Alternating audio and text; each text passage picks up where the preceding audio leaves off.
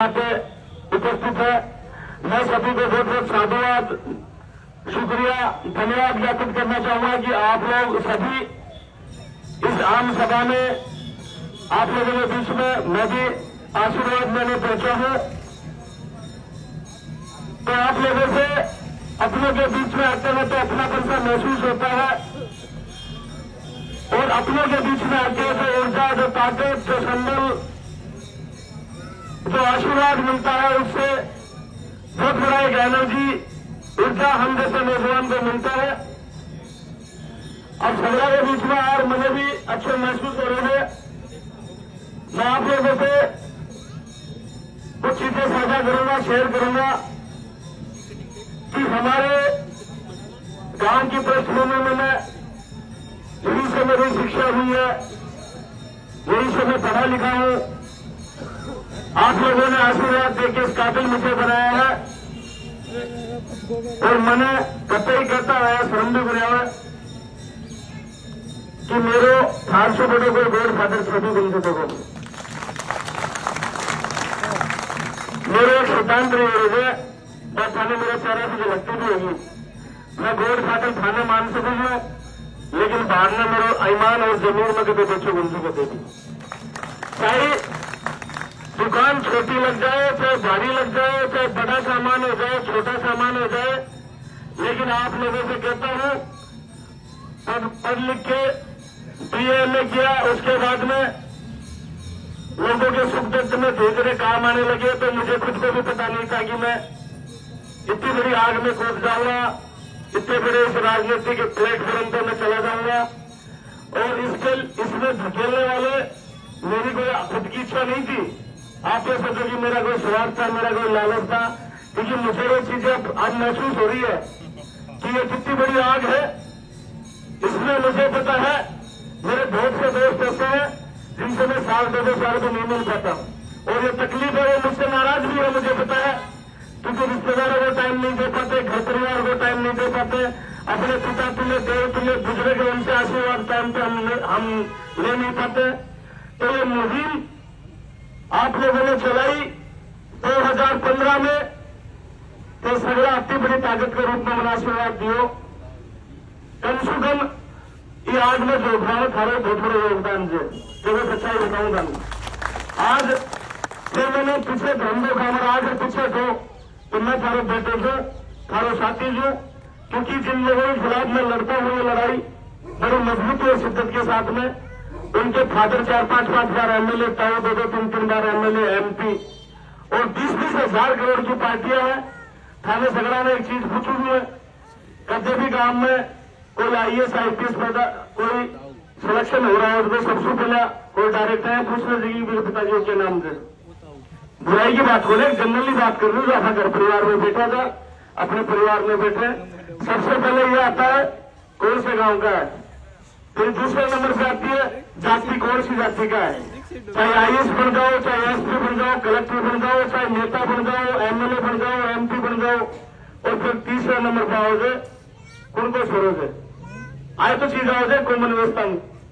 तो भाइयों, मैं कभी भी आप लोगों से दूर नहीं हूं। आपको लगता है कि राजेश भाईड़ा बड़ा हो गया, ये बड़ा कुछ नहीं है, मैं कुछ बन के भी आ गया तो आपके बीच में तो ये हमारे बुजुर्ग, हमारे आदर्श, हमारे गार्जियन ही रहेंगे। हम कुछ भी बन जाए, कुछ भी नहीं बने।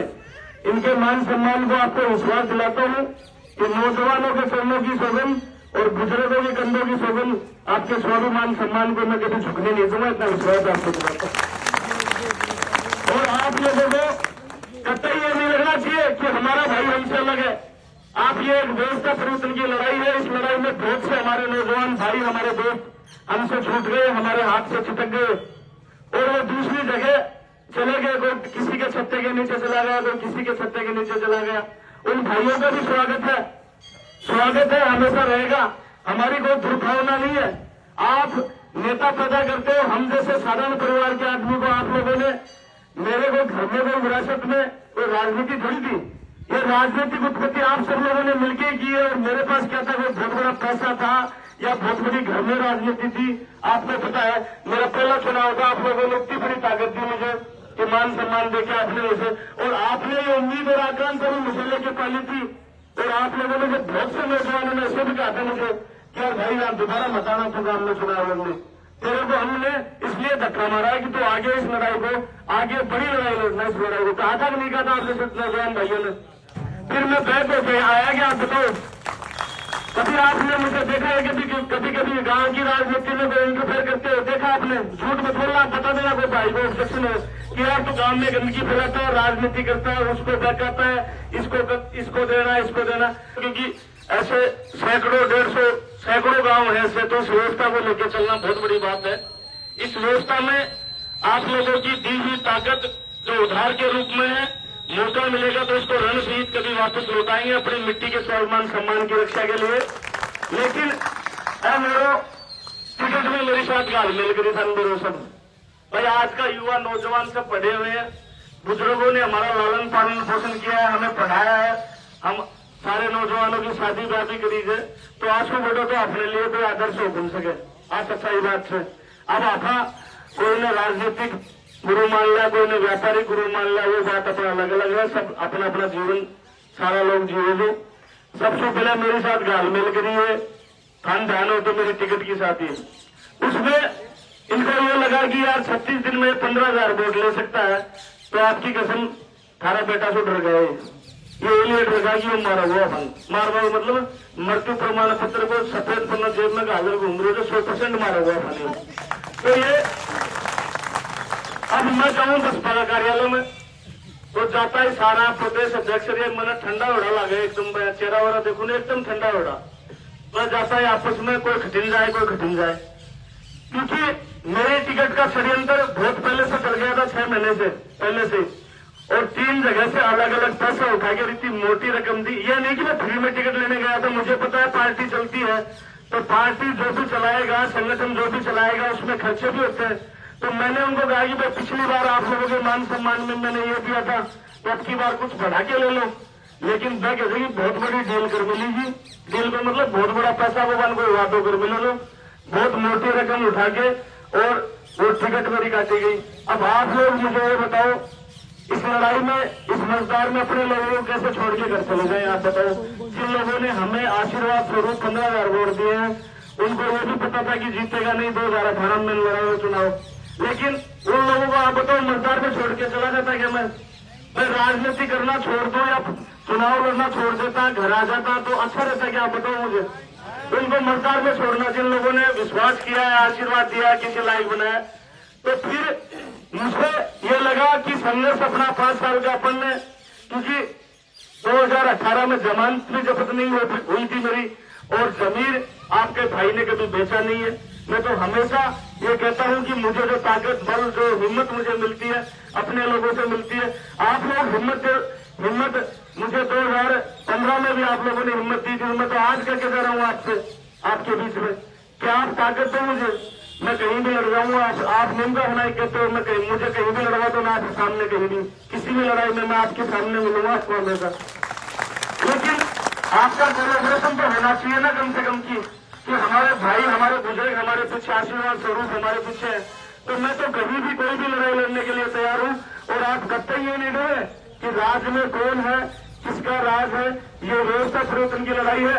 कभी कांग्रेस आ गई, कभी बीजेपी आ गई, और मैं तो देखो कोई अहंकार वाली बात सुन से नीम के थाना के इतिहास में थाने एक चीज बता दूं, आज तक माटी में जो जन्म मिट्टी का लाल है उसको 5,000 से ऊपर तो किसी को जाने नहीं देते। इतना बड़ा राजनीतिक गालमेल है यहाँ पे। और दोबारा भाई लोगों कभी भी कोई फार्म नंबर हो गए, एक ही बार फार्म भर जाएगा निमगाना की राजनीति। दोबारा प्रत्याशी को लाते, प्रत्याशी लाद को तो बिकी है स्थिति को नहीं होगी, बेचारो फार्म भर भलाई करे। तो तीसरे फ्रंट के रूप में आ लड़ाई बड़ी मजबूत लड़ाई होगी से।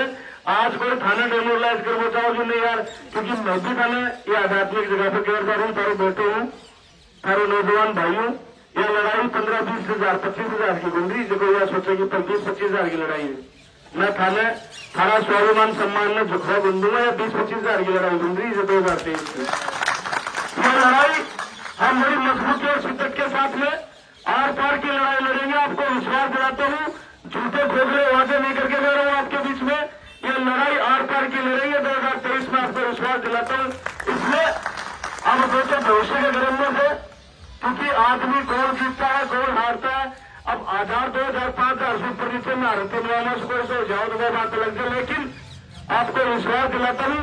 और उसके बाद में इन्होंने एक घायल और कर दिया आपके भाई के साथ में। हम में बहुत से कर्मचारी अधिकारी हैं, बहुत से ब्यूरोक्रेट्स भी हैं, हमारे बीच में भी बैठा है, शिक्षाविद लोग भी है, पढ़े लिखे लोग भी है, सारे तबके के सारे डिपार्टमेंटों में जो सर्विस करते हैं वो सारे हमारे बीच में बहुत से लोग हैं। आप लोग ये भावना रखना कि हमारे बीच में हम इस तरह का एक पेड़ का आगाज कर रहे हैं, जिस पेड़ में हम अगर खाद देंगे, पानी देंगे तो आने वाले समय में ठीक है। एक सोच भी है, एक साइकोलॉजी फैक्टर भी होता है कि मन का हरा हार, मन का जीता जीत। आप मन से अगर नहीं हारोगे ना तो निश्चित रूप से आपको सफलता मिलेगी। और हमेशा संघर्ष सदैव विजयी, संघर्ष की हमेशा जीत होती है। ये उतार चढ़ाव जीवन में चलते रहते हैं, मुझे भी पता है। आज मुझे भी लग रहा है कि बहुत सी व्यवस्थाओं को लेकर मैं चल रहा हूँ और से सगड़ा लोग हमेशा हम जैसे नौजवान की राजनीतिक व्यक्तित्व आप लोगों ने की है, क्योंकि आपने भी इसी काबिल बनाया, तब जाके ये प्लेटफॉर्म आगे का बनता है। आपके बगैर सब अधूरा है, सच्चाई बता रहा हूँ आपके बगैर सब अधूरा है भाइयों। और मैं तो हमेशा आप लोगों को कहता हूँ कि नौजवान भाई भी कभी ये नहीं समझे कि हाँ मैंने पहले वो सारी चीजें मानी है कि मैं समय नहीं दे पा रहा, मैं रिश्तेदारों को समय नहीं दे पाता हूँ, मेरे दोस्तों को समय नहीं दे पा रहा हूँ। बाहर कितना भी मान सम्मान मिल जाए, लेकिन जब घर परिवार ठीक नहीं है, अपने लोग ठीक नहीं है, अपने लोगों में भावना नहीं है, तब तक मेरा चुनाव कुछ नहीं है भाई लोगों। चुनाव हर 5 साल पे आते हैं, कोई मायने नहीं रखता आदमी। और मैं तो लड़ाई थाना लाग रही हूँ कि राजेश भाई आपके लिए लड़ रहे हैं, मैं आप मेरे लिए बोल रहे थे भाई 2 टाइम की थारी रोटी तो फिक्स से कम की 2 रोटी पिरिया खाऊंगा। मैं तो नौजवान, बहुत सा नौजवान पूछ लो, पूरा 15 साल का करियर में एक टाइम ही खाना खा लू। मैं सच्चाई बता रही हूँ, फिर सोचो कि ये मंदिर है सामने, इसको आध्यात्मिक जगह को मानते हो रहा हूँ। और मेरे कहने माया कमजोर हो सके, लेकिन काया खत्म करवा के लिए कोई भाई मैंने याद करेगा 36 कौन को कोई भी, तो मैं काया में कमजोर हो सकूँ, माया कमजोर हो सके, लेकिन काया में कदे में कमजोर बन हमेशा बिना मजबूती और ताकत दबाने में प्रयास करेंगे हमेशा।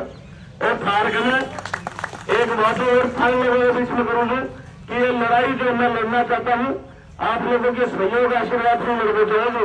और मैं तो थारो हूँ भाई लोगों, मैंने तो चाहे मार लो, पीट लो, और आपको मारे तो छाया में गिरो। और देखो सच्चाई बात यह भी है कि गोटा पेट का नहीं मिला जाए, तो मैं कदे भी थार सू आएगी मेरी भावना कुंज।